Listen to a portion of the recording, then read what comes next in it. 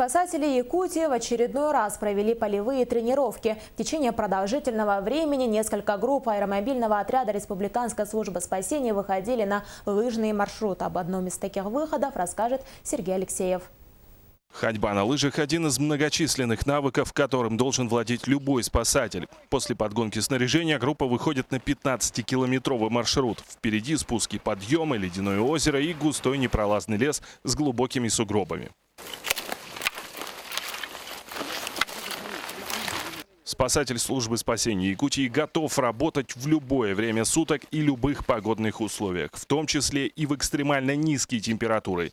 И сейчас в трескучий 40-градусный мороз группа привычно следует заданному маршруту. У нас будут тренировки в этом плане усилены, будут проходить с ночевкой, то есть спасатели, лыжники будут с собой носить все, что необходимо для выживания и для работы в лесу.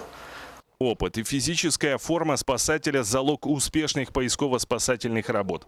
Якутские спасатели – постоянные участники спортивных мероприятий разных масштабов и видов спорта. Так, ежегодно они принимают участие в традиционных лыжных забегах «Лыжня России» и «Вечерние огни Туймады». Практически ни одно соревнование в республике не проходит без участия спасателей. Там и безопасность обеспечивают, и сами участвуют.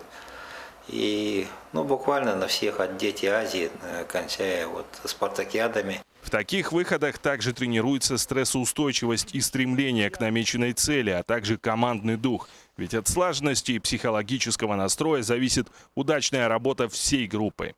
Сергей Алексеев, НВК «Саха-Якутск».